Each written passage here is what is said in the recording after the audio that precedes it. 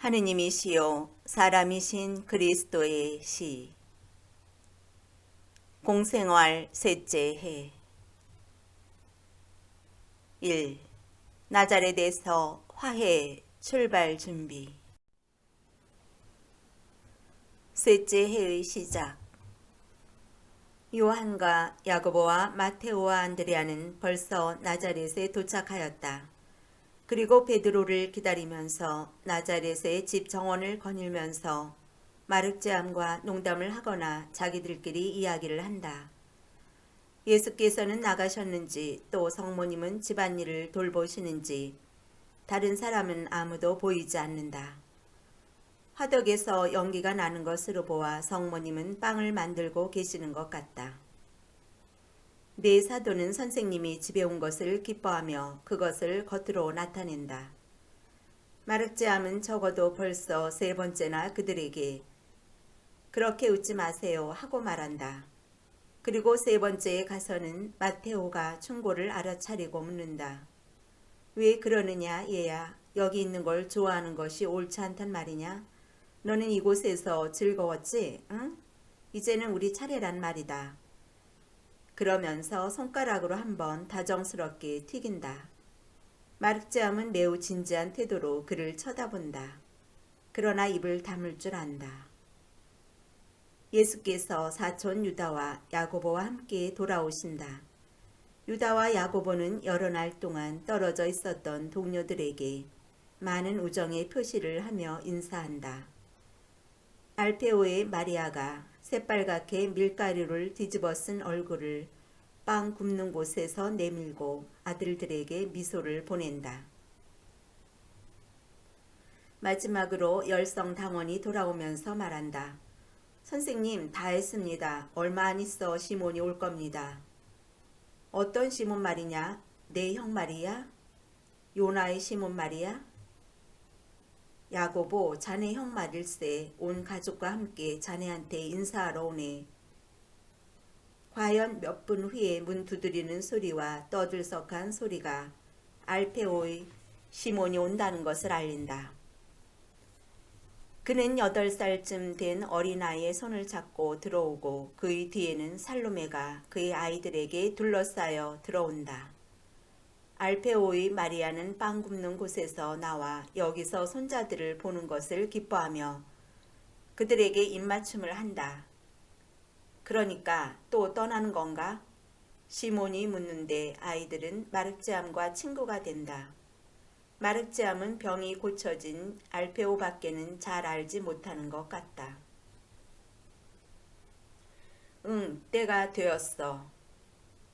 또 비오는 날들이 있을 텐데 상관없어. 날마다 봄이 가까워지니까. 가파르나움으로 가나? 물론 그리로 가겠지만 곧 가지는 않아. 지금은 갈릴레아를 두루 다니고 더 멀리까지 갈 거야. 자네가 가파르나움에 있는 것을 알게 되면 자네를 찾아가겠네. 아주머니와 내 어머니를 모시고 가겠네. 형이 그래주면 고맙겠어. 이젠 내 어머니를 소홀히 하지 마라. 어머니는 혼자 계시니까 형이 아이들을 어머니께 데려와. 여기서는 그 애들이 타락하지 않을 거야. 틀림없어. 시몬은 예수께서 그의 이런 사고방식에 대하여 하시는 암시와 들었어요. 그건 당신을 위해서 하시는 말씀이에요. 하고 말하는 것 같은 아내의 의미심장한 눈짓 때문에 얼굴을 획 붉힌다. 그러나 시몬은 화제를 돌려 말한다. 아주머니는 어디 계신가? 빵을 만들고 계셔. 그러나 곧 오실 거야. 그러나 시몬의 아이들은 더 기다리지 않고 할머니를 따라서 빵 굽는 곳으로 간다. 그런데 병이 고쳐진 알페오보다 조금 더 클까 말까 한 계집아이가 즉시 거기서 나오면서 말한다. 할머니가 울어. 응? 예수 아저씨, 할머니가 왜 울어? 아주머니가 우셔? 아이고, 우리 아주머니 가봐야지 하고 살로메가 열의를 가지고 말한다. 그러니까 예수께서 설명하신다. 어머니는 내가 떠나기 때문에 우시는 거요. 그렇지만 형수님이 와서 어머니 상대를 해주시겠지요? 어머니가 수 놓는 법을 가르쳐 주실 겁니다. 그리고 아주머니도 어머니를 기쁘게 해드릴 거고 약속하시지요? 나도 올 거야. 이젠 아빠가 여기 오는 걸 가만두니까 하고 알페오는 빵 굽는 데서 받은 뜨거운 작은 비스킷을 먹으면서 말한다. 그러나 손가락으로 겨우 들고 있을 정도로 비스킷이 몹시 뜨겁다 하더라도 어린 아들의 말을 들을 때의 알페오의 시몬의 부끄러움 때문에 생기는 뜨거운 기운에 비하면 찰이라고 생각한다. 비록 꽤 추운 겨울이 아침나절이고 하늘의 구름을 쫓아버리고 살갗을 찌르는 북풍이 부는 아침이지만 시몬은 한여름 모양으로 땀이 비오듯 흐른다. 그러나 예수께서는 그것을 알아차리지 못하는 채 하시고 사도들도 시몬의 아이들이 말하는 것에 큰 흥미를 느끼는 것 같아 보인다. 이렇게 해서 사건은 일단락되고 시몬은 다시 침착해져서 예수께 왜 모든 사도가 여기 있지 않느냐고 물을 수 있게 된다. 요나의 시몬이 곧 올 거야. 다른 사람들은 형편이 좋을 때 내게로 올 거야. 우린 벌써 그렇게 약속이 됐어. 모두? 가리오세의 유다도? 그 사람도. 예수, 잠깐 나도 같이 가세 하고 사촌형 시몬이 간곡하게 부탁한다. 그리고 두 사람이 정원 안쪽으로 떨어져 가 있게 되자 시몬이 묻는다. 하지만 자넨 시몬의 유다가 그런 사람인지 잘 아나? 이스라엘 사람이지 그 이상도 그 이하도 아니야. 오, 자넨 그 사람이라고 말하려는 건 아니겠지? 시몬은 흥분하여 목소리를 높이려고 한다.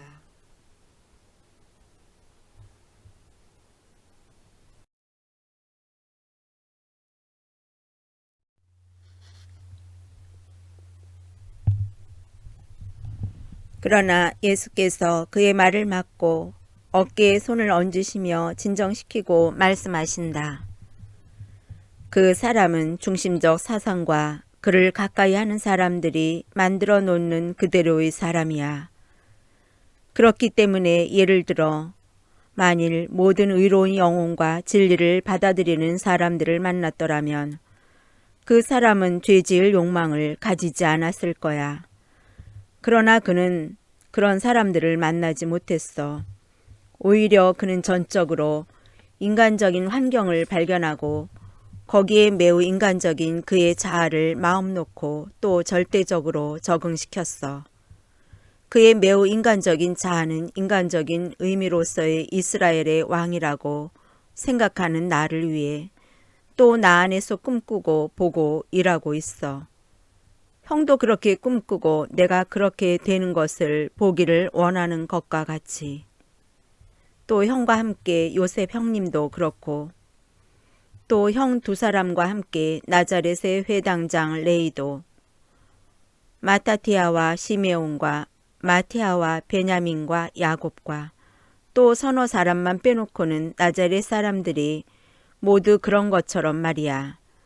그리고 나자렛뿐이 아니야.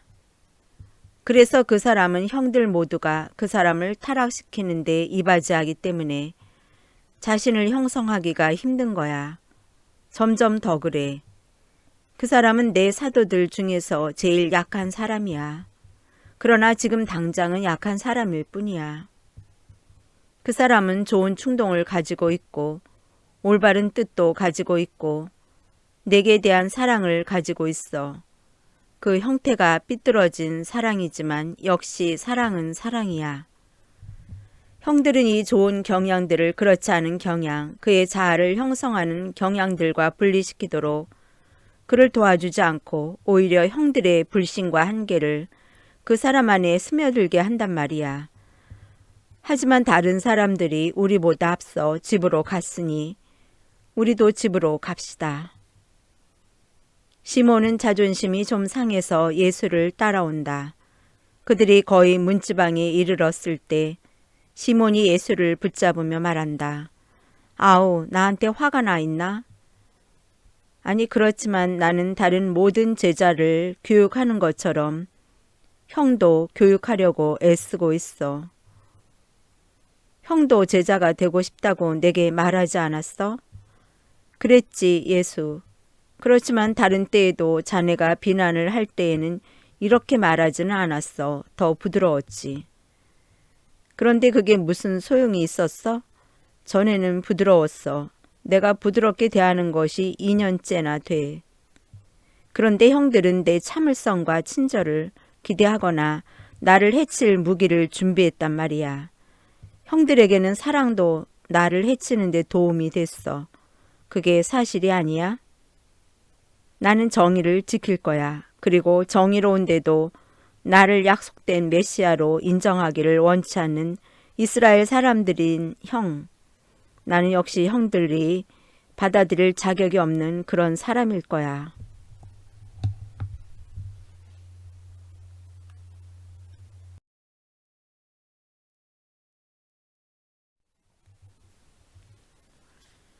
두 사람은 작은 방으로 들어간다. 그 방에는 어떻게나 사람이 꽉 찼는지 여러 사람이 부엌이나 요셉의 작업장으로 건너갔는데 그들은 어머니와 형수 곁에 남아있는 알페오의 두 아들이 빠진 다른 사도들이다. 이제는 성모님이 어린 알페오의 손을 붙잡고 그들 있는 대로 들어오신다. 성모님의 얼굴에는 흘리신 눈물 자국이 분명히 보인다.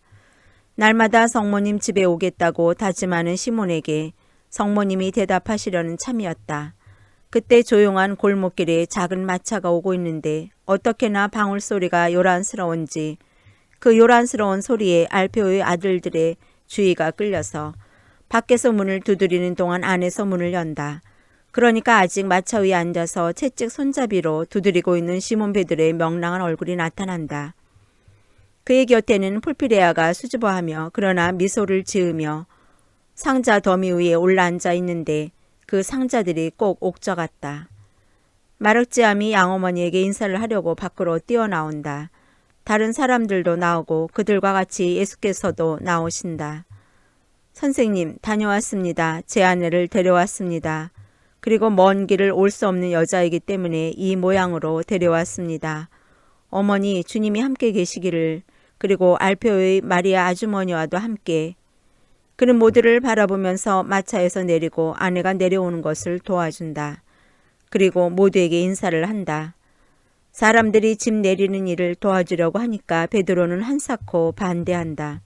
나중에 하고 말하면서 격식 차리지 않고 요셉의 작업장의 문 쪽으로 가서 문을 활짝 열고는 짐을 실은 채로 마차를 안으로 들여보내려고 해본다.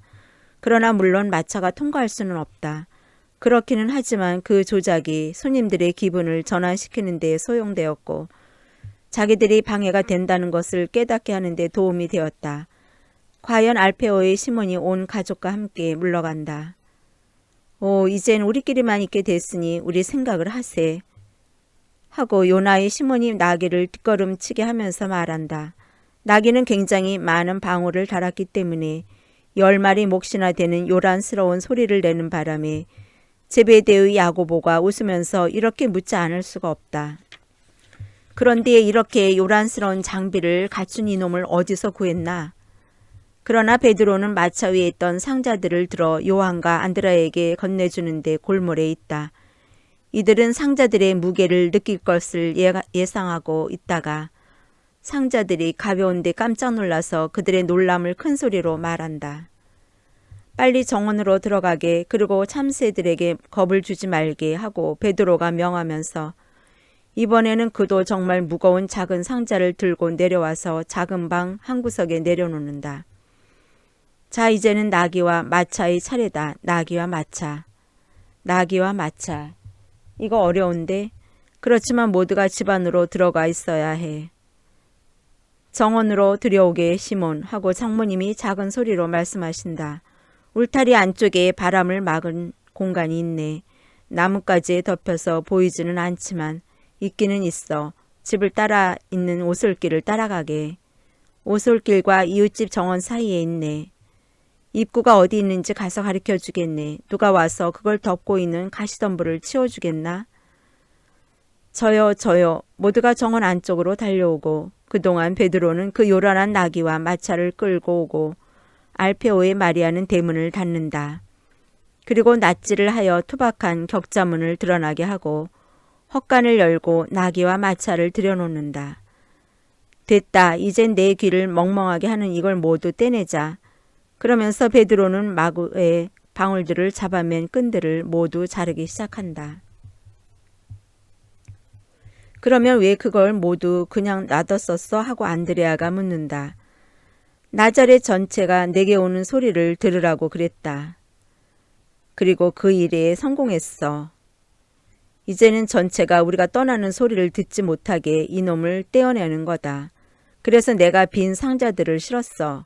우리는 가득한 상자들을 싣고 떠날 거다. 그래서 혹 누가 우리를 보면 어떤 여자가 상자들 위에 내 곁에 앉아있는 걸 보더라도 아무도 이상하게 생각하지 않을 거다. 여기서 멀리 떨어져 있는 사람이 양식과 생활 감각이 있다고 자랑한다. 그렇지만 나도 그러고 싶을 땐 나도 그걸 가지고 있단 말이다. 그렇지만 형, 이 모두가 왜 필요한 거야? 하고 나귀에게 물을 먹이고 나서 화덕 옆에 있는 투박한 장작관 근처로 데리고 가며 안드레아가 묻는다. 왜냐고? 아니 너 모르니? 선생님, 아니 이 사람들은 아직 아무것도 알지 못하고 있습니까? 모르고 있다, 시몬아. 네가 오는 것을 기다려서 말하려고 했다. 모두 작업장으로 가자. 여자들은 있는데 그대로 있는 것이 좋다. 그리고 요나의 시몬아, 그렇게 한 것이 잘한 노릇이다. 그들은 작업장으로 간다. 그동안 폴피레아는 어린아이와 두 마리아와 함께 집안에 남아있다. 내가 너희를 이리로 오게 한 것은 요한과 신디카를 아주 멀리 떠나보내는 일에 나를 도와야 하기 때문이다. 나는 장막절서부터 이 결정을 내렸다. 너희는 그들을 우리가 데리고 있을 수 없다는 것과 여기에도 둘 수 없다는 것, 그랬다가는 그들의 안녕이 위험하게 되리라는 것을 잘 알게 되었다. 언제나와 마찬가지로 베다니아의 라자로가 이 일에 나를 도와준다. 요한과 신디카에게는 벌써 알렸다. 시몬 베드로는 며칠 전부터 알고 있다.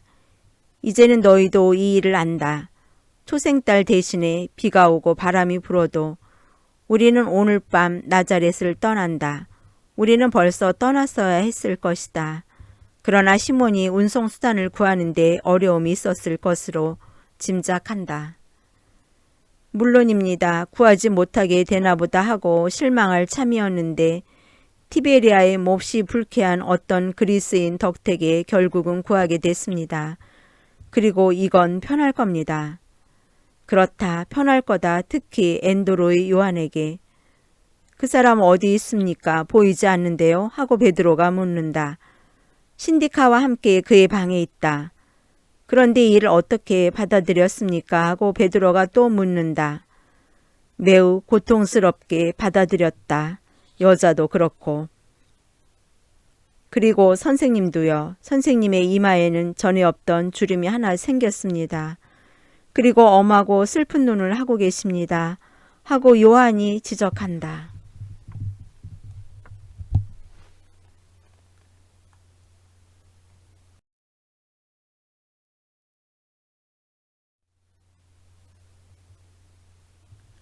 그것은 사실이다. 나는 매우 괴롭다. 그러나 우리가 해야 할 일에 대해서 말하자. 곧 이어서 우리가 헤어져야 하니까 내 말을 잘 들어라. 우리는 오늘 저녁 초경 중간에 떠난다. 우리는 도망하는 사람들처럼 떠난다. 저들이 죄인이니까. 반대로 우리는 악을 행하러 가지 않고 악을 행했기 때문에 도망치는 것이 아니다. 그게 아니라 그것을 참아 견딜 힘이 없는 사람에게 다른 사람들이 해를 끼치지 못하게 하려고 떠나는 것이다. 그러니까 우리는 떠난다. 우리는 세포리스 가는 길로 해서 간다. 그리고 중간에서 어떤 집에서 잠깐 쉬었다가 새벽에 다시 떠난다. 그 집은 짐승들을 위한 주랑이 많이 있는 집이다. 거기에는 이삭의 친구 목자들이 있다. 나는 그 사람들을 안다. 그 사람들은 아무것도 요구하지 않고 그 집에 들을 것이다. 그런 다음 우리는 절대적으로 저녁이 되기 전에 지프타레까지 가서 거기서 쉬어야 한다. 짐승이 그 일을 해내리라고 생각하느냐? 물론입니다. 그 더러운 그리스 사람이 돈은 많이 받았지만 훌륭하고 튼튼한 짐승입니다. 좋다. 이튿날 아침에는 프톨레마이스로 가서 거기에서 우리는 헤어진다. 너희들은 너희 우두머리이고 맹목적으로 복종해야 하는 베드로의 인도로 바다로 해서 띠로까지 가거라. 거기서 안티오케아로 가는 배를 만날 것이다. 그 배에 올라가서 선주에게 이 편지를 읽으라고 주어라. 이것은 데오필로의 라자로의 편지다. 너희들은 안티오키아의 그의 소유지로, 아니 차라리 안티오키아의 그의 동산으로 보내진 하인으로 통하여라. 모든 사람에게 너희들은 그렇게 통해야 한다. 주의 깊고 꼼꼼하고 신중하고 침묵을 지킬 줄 알아라. 안티오키아에 도착하면 즉시 라자로의 관리인인 필립보에게로 가서 이 편지를 주어라. 선생님, 그 사람이 저를 압니다 하고 열성당원이 말한다. 썩 잘 되었다. 그렇지만 그 사람이 어떻게 저를 하인으로 생각하겠습니까? 필립보에게는 그것이 필요 없다. 그 사람은 라자로의 친구 2사람을 받아서 묵게 하고 모든 일에 도와주어야 한다는 것을 알고 있다. 편지에 그렇게 쓰여 있다. 너희들은 그들을 데리고 간 사람들이다. 그 이상 아무것도 아니다. 라자로는 너희들을 팔레스티나의 그의 친한 친구들이라고 부른다. 또 너희 모두가 믿음과 너희들이 행하는 행동으로 함께 일치해 있기 때문에 사실 그렇기도 하다.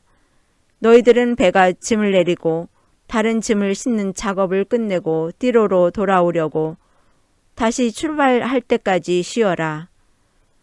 띠로에서는 배로 포톨레마이스까지 오고 거기 내가 있을 악집으로 오너라.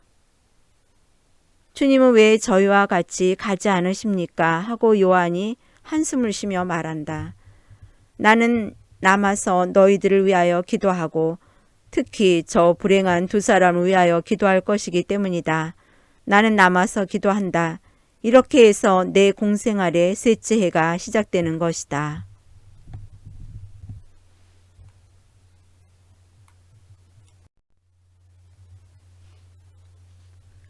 이 셋째 해에도 첫째 해와 둘째 해와 마찬가지로 매우 슬픈 출발로 시작된다. 이 해는 첫째 해와 마찬가지로 큰 기도와 큰 속죄로 시작된다. 그것은 이 셋째 해에도 첫째 해와 같은 고통스러운 어려움이 있을 것이고 오히려 더 있기 때문이다. 그때에는 내가 세상을 회개시키려는 준비를 하고 있었지만은 지금은 훨씬 더 광범위하고 훨씬 더 효력 있는 사업을 준비한다. 그러나 잘 들어라. 첫째 해에는 내가 완전한 인간성과 완전한 지능으로 사람들을 지혜로 부르는 사람인 선생이고 현자였고, 둘째 해는 받아들이고 용서하고 동정하고 참아받으면서 지나다니는 구세주요 친구요 자비로운 사람이었지만, 셋째 해에는 구속하는 하느님이요 왕이요 의인일 것임을 알아라. 그러므로 너희가 내게서 새로운 모습을 보고 어린 양 안에서 강자가 반짝이는 것을 보더라도 놀라지 말아라. 내가 사랑으로 초대하는 데 대해서 내가 팔을 벌리며 오너라 나는 사랑하고 용서한다고 말하는 데 대해서 이스라엘은 무엇이라고 대답하였느냐. 점점 더 마음의 문을 닫고 냉혹하게 그리고 거짓말과 계략으로 대답하였다. 그렇다면 좋다. 나는 이 말을 먼지 닿도록 숙이면서 이스라엘의 모든 계급을 불렀다. 그런데 자기를 낮추는 거룩함에 그는 침을 뱉었다. 나는 이스라엘에게 거룩하게 되라고 권했는데 이스라엘은 자기를 마귀에게 마음을 내맡기는 것으로 대답하였다. 나는 모든 일에 내 의무를 다하였다. 내 의무를 이스라엘은 죄라고 불렀다. 내가 입을 다물었더니 내 침묵을 이스라엘은 죄가 있는 증거라고 불렀다. 내가 말을 하니까 내 말을 그는 하느님을 모독하는 말이라고 불렀다. 이제는 지긋지긋하다. 이스라엘은 나에게 한순간의 휴식도 주지 않았다. 기쁨을 하나도 주지 않았다. 그런데 내게 있어서는 내가 방금 은총에 낳아준 사람들의 영의 생명이 자라는 것을 보는 것이 기쁨이었다. 그런데 그들은 이들에게 함정을 파놓고 악한 이스라엘에게서 이들을 보호하기 위해서라면서 이들을 내 마음에서 억지로 떼어내서 나와 동시에 이들에게도 서로 억지로 헤어지게 된 아버지와 아이들의 고통과 같은 고통을 주었다. 자기들을 거룩하게 하는 사람들이라고 부르고 그런 사람들이라고 자랑하는 이스라엘의 권력자들은 내가 구원하고 또 내가 구원한 사람으로 인하여 즐기는 것을 막고 또 막고 싶어 한다. 나는 이제 여러 달 전부터 세리 레이를 친구로 가지고 있는데 세상 사람들은 마테오가 죄를 짓게 하는 기회가 되는지 그렇지 않고 선의의 경쟁심을 일으키는지를 안다. 그러나 비난은 줄어들지 않는다. 그리고 라자로의 마리아와 내가 구원할 수많은 사람들에 대한 비난도 약해지지 않을 것이다. 이제는 지긋지긋하다. 나는 점점 더 힘들고 눈물에 젖은 내 길을 계속 간다. 나는 간다. 그러나 내 눈물은 한 방울도 무익하게 떨어지지는 않을 것이다. 내 눈물은 내 아버지께 부르짖는다. 그런 다음에 훨씬 더 강력한 체액이 부르짖을 것이다. 나는 간다.